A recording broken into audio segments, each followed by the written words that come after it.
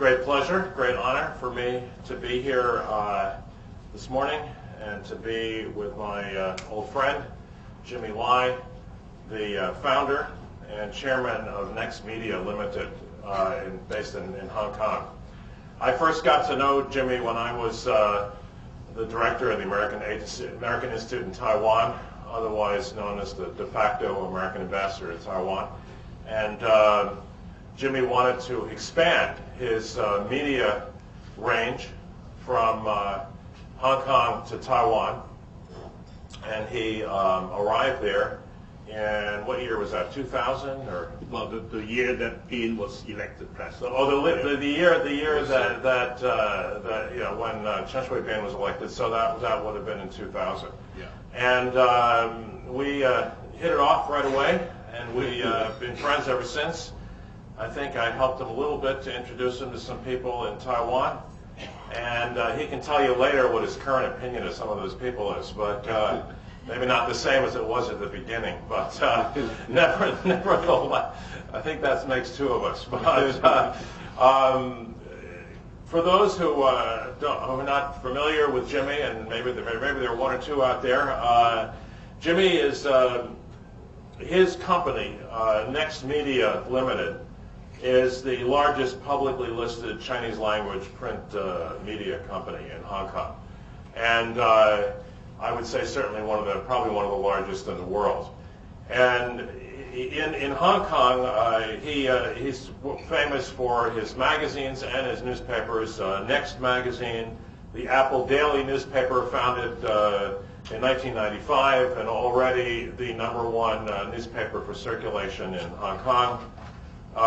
He has other magazines, Sudden Weekly, Eat and Travel Weekly.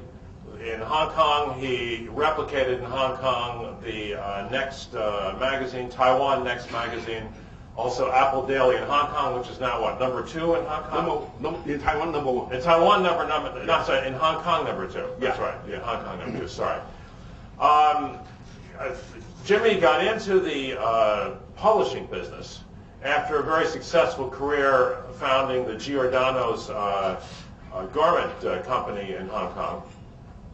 And he can tell us why he's no longer in that business, which is another interesting story. I think I look forward to a chance to talk with Jimmy today about a range of topics, and then we're going to open it up for the audience. Sure. Just why don't we start? Why don't you tell me why you wanted to move to Hong Kong? I mean, to Taiwan.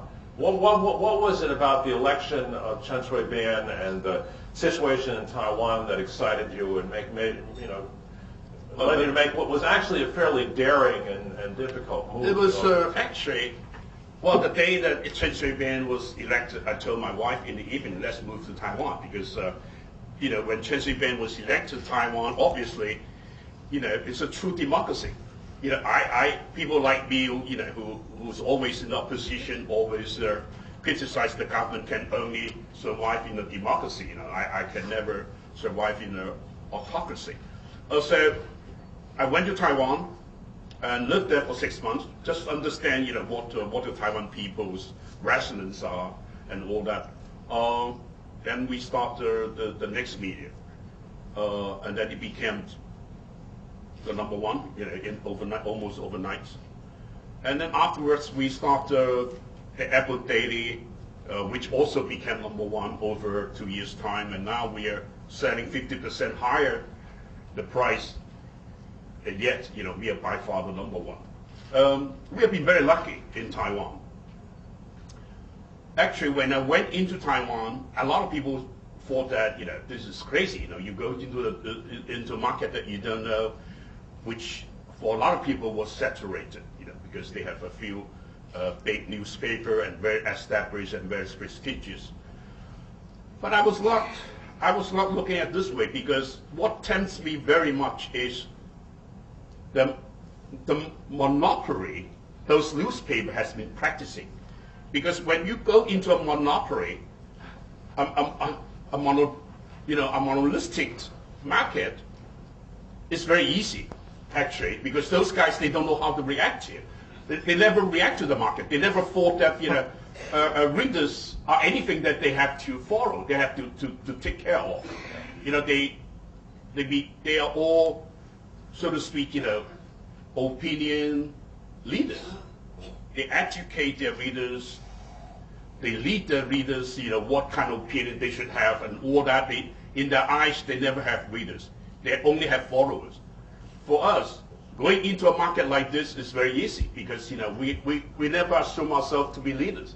We always think that let's find out what the people need, what people's resonance is, and how can we relate to them. So we are market-driven or reader-centric kind of approach in the market, which they found, they can't understand because they can't understand the readers. They can't understand why, if we are in the media business, that we are supplying the news, we shouldn't be the leader. Instead we have to follow what the people need. Now, in addition, you have to admit that one of your techniques has also been to have a fair amount of scandal and sure. The 3 S's: scandal, sex, and skin. So right. Oh, well, that's part of nature. That's human nature.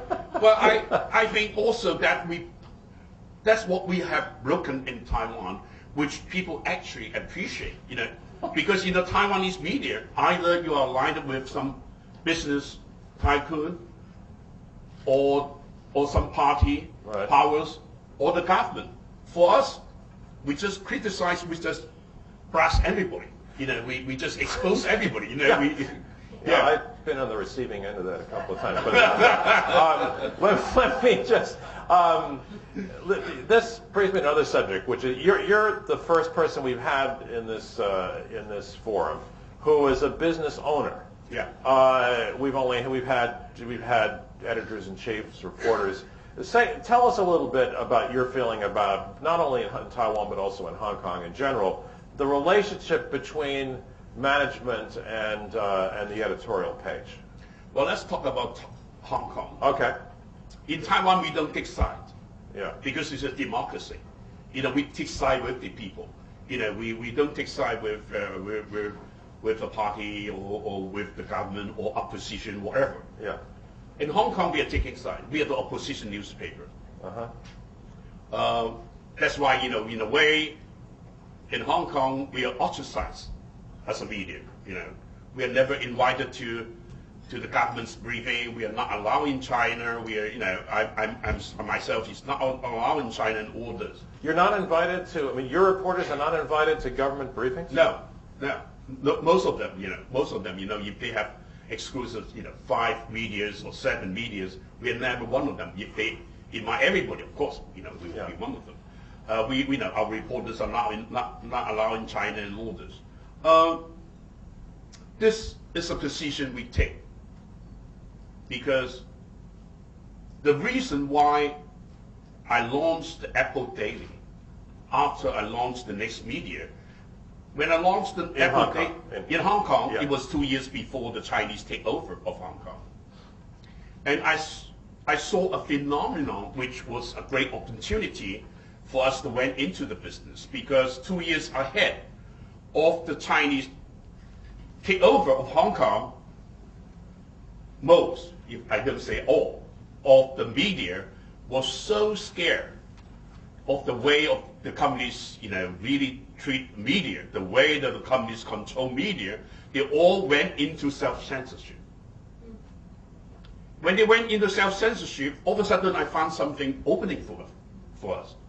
Because if you go into self-censorship, you're changing your political stand or your value system. All of a sudden, your media will lose the resonance with your readers. The reader, people read news. A lot of people think that news is intellectual. No. News is more emotional. When people read news,